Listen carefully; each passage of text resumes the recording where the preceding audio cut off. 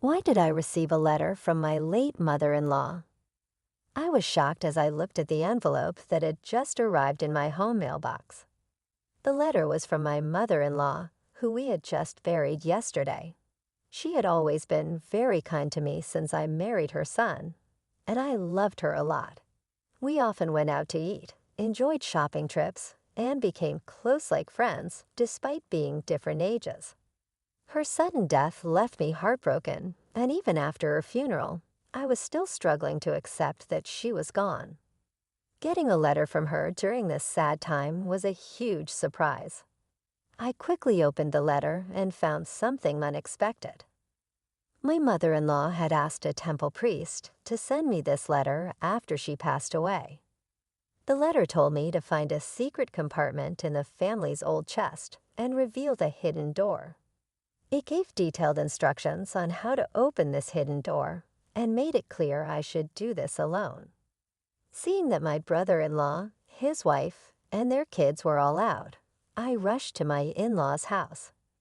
Using the spare key, I went in and followed the instructions to open this secret compartment by myself. It's open, I sighed with relief and looked inside. My name is Betty. I'm 40 years old and work from home as a web designer. I married Kevin, who is 5 years older than me, 6 years ago. We met through a friend and are still very close. However, we haven't been able to have children yet. Both of us love kids and wanted to start a family soon after getting married, but it hasn't happened.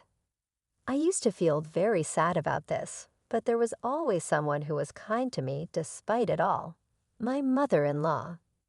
Betty, don't worry so much. There's no need to rush, she would say. Hey, how about we go to the new waffle place near the station for a change? My mother-in-law always encouraged me and spoke comforting words. She was bright, kind, and caring, and I loved her deeply. She often helped me, and over time, I worried less about not having children. Though I still want children, I've decided not to go for intensive infertility treatments, but to let things happen naturally. Since my husband Kevin often travels for work, my mother-in-law and I usually go out to eat or shop together when he's away. We've grown close, just like friends, despite our age difference. She lives nearby with my brother-in-law's family, who have 4 children. Although she gets along well with them, my brother-in-law and his wife often insult my husband and me for not having children. Betty, you haven't had any children yet. We have 4 lovely kids here. Being childless is unfilial. Cut ties with your mother-in-law, soon Lisa, my brother-in-law's wife, would say smugly, and my brother-in-law Brian would agree, saying, Lisa's right. Well, Kevin has never been impressive anyway. Even if you had kids, they wouldn't amount to much. Initially, my husband and I would respond to such cruel remarks from my brother-in-law's family. However, since they never listened, we gradually stopped reacting and tried to avoid them as much as possible. They treat us disrespectfully, but act very nicely in front of my mother-in-law. We haven't told her about their behavior to avoid causing her worry. One holiday, my husband, my mother-in-law, and I planned to go out for a meal together. When we arrived at my parents-in-law's house, she wasn't waiting outside as usual. Is she not ready yet? I wondered aloud. She should be coming out soon, my husband replied. We didn't think much of it and waited. However, as time passed minus 10 minutes, then 15, she still didn't appear or answer her phone. I wonder what's going on with your mom. I started feeling uneasy and increasingly anxious. We rang the doorbell of my parents-in-law's house, but there was no response. We decided to use the spare key to enter. Hey, Mom, my husband called out as he took off his shoes at the entrance. But still, there was no reply from inside. With a bad feeling, we quickly searched for my mother-in-law, and then we found her collapsed in her bedroom. Oh my God, I exclaimed as I rushed to her side, and my husband immediately called for an ambulance. It seemed that my brother-in-law's family was out because no one else was at the house besides my mother-in-law. The ambulance arrived in about 15 minutes, and she was swiftly taken to the hospital. But unfortunately, she passed away there. It was a stroke. My husband and I were heartbroken by this sudden loss, and we cried a lot. Not despite our grief, we knew there were many things to do, like preparing for her funeral. The funeral was to be a family affair, and my brother-in-law took on the role of the chief mourner to honor my mother-in-law, and I worked together with him on the preparations. However, even during the planning with relatives and discussions with the funeral home, my brother-in-law seemed reluctant and showed no signs of grief. He did his duties at the wake and funeral, but often he would call my husband over after talking briefly with relatives, and then abruptly leave, which offended them. During the post-funeral gathering with relatives, my brother-in-law was the first to sit down and refused to get up even when my husband urged him to greet the guests. He just sat there drinking his beer, and his wife did the same. So my husband and I went around thanking the relatives for coming and sharing memories of my mother-in-law. Seeing his parents just eating and drinking seemed to set a negative tone for the gathering. My brother-in-law's 4 children were busy playing games, laughing loudly, and playfully nudging each other, creating a mood that didn't seem right for after a funeral. None of my brother-in-law's family seemed sad about my mother-in-law's death. The other relatives noticed this and didn't try to talk to my brother-in-law and his wife. They just said goodbye and shared memories with my husband and me. Despite the obvious change in the relatives' attitudes, my brother-in-law's family didn't seem to care. They kept ordering more beer, talked about inheritances and planned trips, even though we were supposed to be mourning. It was disrespectful considering how much my mother-in-law had done for them while she was alive. I couldn't help but look at them with disapproval. The next day, my husband left early for some errands, and I was at home planning to check the mailbox for the newspaper. That's when I noticed a letter. Wondering who it could be from, I saw it was addressed to me. To my surprise, it was from my mother-in-law. Opening the letter in the living room, I found something unexpected. The letter said that my mother-in-law had arranged with a temple priest to send it after she passed away. It had instructions on how to open a hidden compartment in a chest and the contact details of the family lawyer. There was also a note to make sure I opened it by myself. I read my mother-in-law's letter over and over. Though she was slender, her handwriting was bold and strong. Touching the strong strokes of her writing that reflected her strong character, glancing at the clock, it was 8:20. No one should be at my in-laws' house now. The kids would be at school, and according to a social media post by my brother-in-law's wife, they had left early that morning. With this in mind, I quickly got ready to go to the family home. This morning, I saw that they were planning an outing together. They even sent their children to school, even though it was the day after our grandmother's funeral. They seemed eager to enjoy their day off. If their post was accurate, there should be nobody at the family home. I realized I had to go now, or I might not get another chance. When I used the spare key to open the front door of my in-laws' house, I entered slowly. It was sad that my mother-in-law, who always greeted me with a smile, wasn't here. Holding my aching chest, I went into her room. The chest, an old piece that belonged to my mother-in-law, opened smoothly, perhaps because she took care of it just as the letter said. I found a hidden door at the back of a drawer. Thank goodness it's open. I sighed in relief as I managed to open it. Safely inside, there was another document, along with what was written in the letter. What is this? I stared at the documents, feeling my mother-in-law's love and tears almost spilling. I felt like staying there and crying, but I had to leave quickly. It wouldn't be good if someone came back and saw me, especially since the letter said to do this alone. After returning home with all the documents, I contacted the family lawyer mentioned in the letter to inform them of my mother-in-law's passing. Just as I was about to reach out to my husband and my brother-in-law's family to see if we could all gather this weekend, I received an email. It was from my sister-in-law, urging us to meet at my in-laws' house this weekend for some important news. Despite feeling uneasy, declining seemed odd, so I agreed to her proposal. Over the weekend, I went to my in-laws' house with my husband, feeling nervous about the discussion. My brother-in-law and his wife had smug looks, and their 4 children were not around, probably taken somewhere else. As soon as we sat down, they presented a document.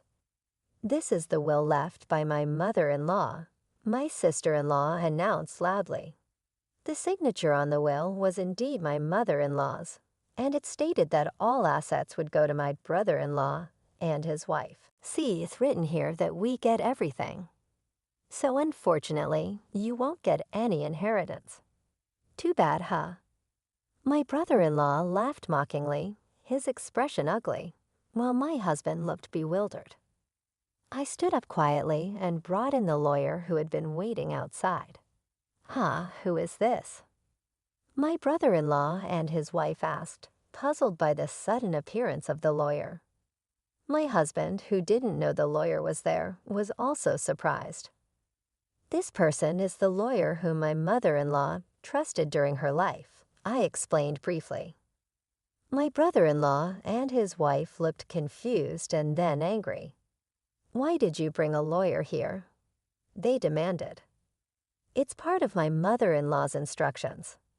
She wanted the lawyer here to help make sure the estate is divided fairly," I said. My brother-in-law and his wife insisted loudly that they didn't need a lawyer. My brother-in-law slammed his hand on the desk and pointed at the will, saying, "My mother left a will. We don't need a lawyer." The lawyer quietly raised his hand and asked, "Are you sure your mother wrote the entire will herself?" "That's obvious." My brother-in-law shouted back. The lawyer looked concerned and shook his head. "This can't be recognized as a valid will. A real handwritten will must be entirely written by the person it belongs to." He pointed out that only the words at the beginning and the signature at the end were in my mother-in-law's handwriting. The rest looked like it was printed from a computer. The room went quiet. My brother-in-law reached out to the will, but it still showed the same printed words.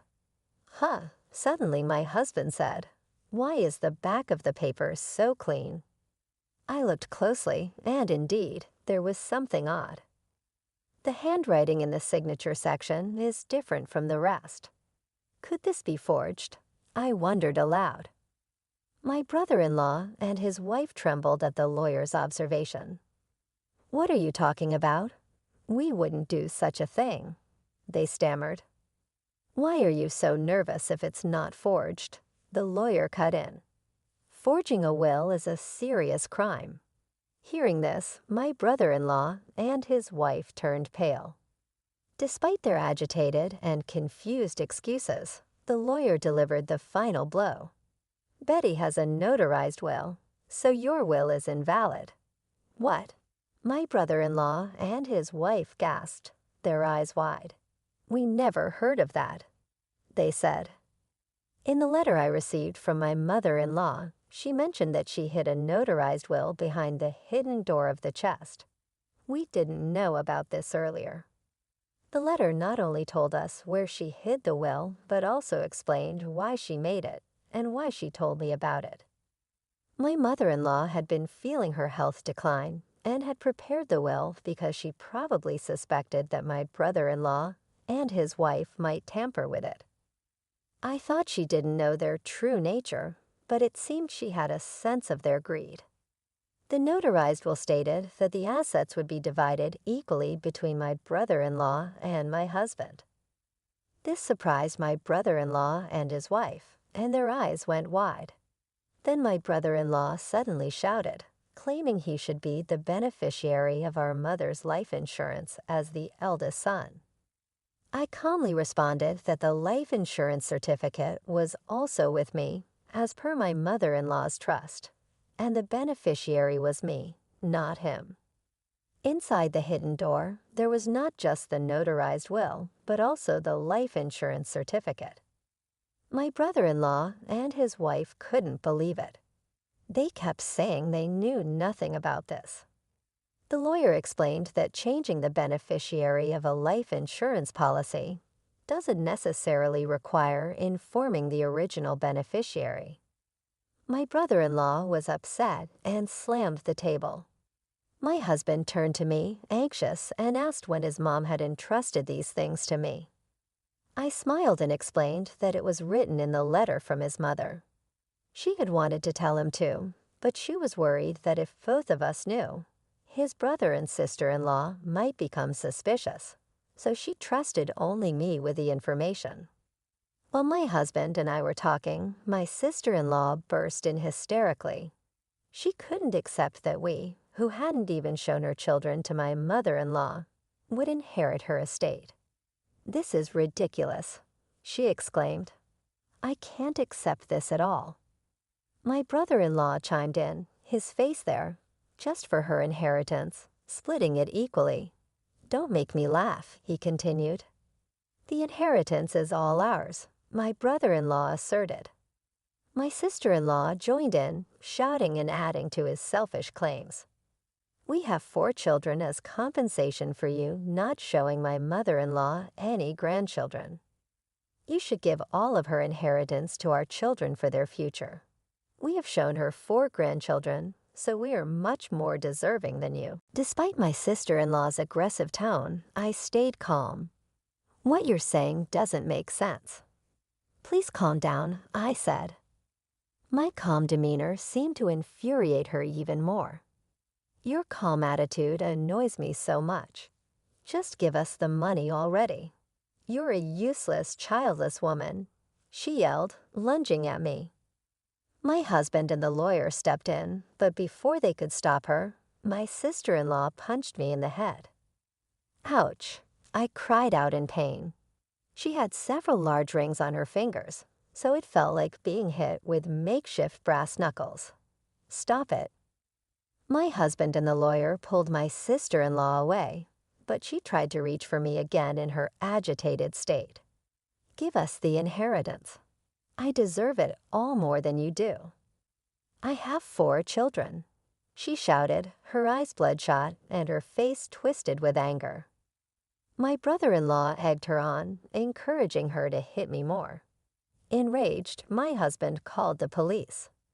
When they arrived shortly after, he and the lawyer explained the situation. My brother-in-law and his wife were escorted away by the police.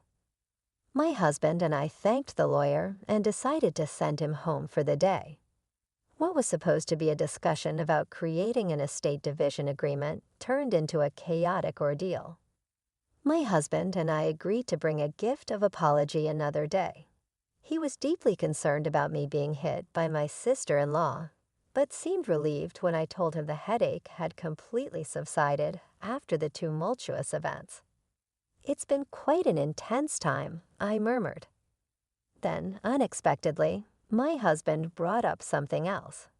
"Hey, Lisa seems to constantly talk about the children. You know, she always boasted about showing Mom 4 grandchildren and how great she was.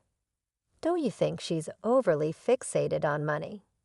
Indeed, my sister-in-law had been excessively promoting her children and seemed really focused on money during the earlier argument. "Well, she has been quite vocal about the children for a while, and her obsession with money was indeed extreme," I replied. Her expression while hitting me was terrifying. Turning red as he shouted, "You unlucky bunch have no right to Mom's estate." We were living. I replied, "Yeah, you're right. It's a bit abnormal," he said, and then fell silent. "What's wrong? Is there something bothering you?" I asked, not understanding what he was getting at. "Well, there's something bothering me, and I'm considering suggesting it to my brother." I think it might be a good idea to have DNA tests done for their 4 children. My husband's response surprised me. DNA tests?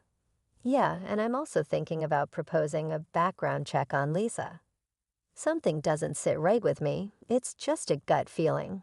Although I thought it might be unnecessary, my husband's intuition had been accurate in the past. Okay, if that's what you suggest, let's propose it to your brother later on. I agreed. When my husband told my brother-in-law about the idea, he ridiculed and yelled at him extensively. Just because you don't have kids yourselves, don't doubt ours. My brother-in-law shouted. But before parting ways, he took some materials about DNA testing from my husband. Perhaps he had some doubts as well. The first revelation came from the DNA testing between my brother-in-law and his children. It turned out that 3 out of the 4 children didn't share his blood. I was a bit suspicious of the youngest child because they didn't look much like any of us, but I was surprised about the middle one too. My husband was speechless, and my brother-in-law decided to investigate his wife's background thoroughly. The results were shocking. It turned out that my sister-in-law had relationships with multiple men even before marrying my brother-in-law. Recently, her affairs were discovered by the wives of her lovers, who then demanded compensation. Since my sister-in-law was at home more often than my brother-in-law, she was able to hide any evidence, like registered letters. The compensation demanded was far more than she could afford from her earnings or savings. It became clear that she was determined to get her hands on my mother-in-law's inheritance at any cost. Eventually, the situation escalated, and my brother-in-law and sister-in-law ended up in a violent fight, throwing things and hitting each other until the neighbors, unable to stand the noise, called the police. Both were taken into custody, facing charges for forging the will and now additional charges of assault. Further police investigation revealed they had committed theft and harassed wealthy individuals among other offenses. Eventually, they both ended up in jail. As for the future of the 4 children they left behind, my husband and I were deeply troubled. Since my mother-in-law's passing, we have been the closest relatives. We considered taking them in, but decided against it after much thought. The children had been influenced so much by their parents that they casually insulted us as childless incompetents. The oldest at 19 should know right from wrong, and the youngest at 7 should understand proper behavior, yet they smirked and insulted us every time they saw us. Even with their parents in trouble, our 16-year-old nephew said, "We'd be better off raised by childless idiots," which was more than we could bear facing such hostility. We couldn't find any affection for the children or any hope of raising them to be decent people. Ultimately, we contacted my sister-in-law's parents and decided to sever ties with the children. It seems the children understood our decision, as our nephew said, "I'd rather live in Grandma's old shack than with the childless couple." With those words, we felt it was best to leave things as they were. We haven't told the children that 3 out of the 4 aren't biologically related to my brother-in-law. Whether we share this fact or not, we leave it to the relatives of my brother-in-law and his wife to decide. My husband and I decided to move to a distant place, using the inheritance from my mother-in-law to start anew. We moved to a place full of greenery and nature where we quickly felt at home. There's a charming waffle shop near our house, and every time we pass by, we wish my mother-in-law could have visited it with us. Soon after the move, I found out I was pregnant. When the pregnancy test showed a positive result, I couldn't help but scream with surprise and happiness. Later, the doctor confirmed that I was indeed pregnant. Both my husband and I cried tears of joy as we hugged each other. My mother-in-law would have been so happy if she were still alive. Additionally, the business plan I had been secretly preparing is progressing well. Both my husband and I are working hard, looking forward to the arrival of our child and enjoying fulfilling days full of happiness.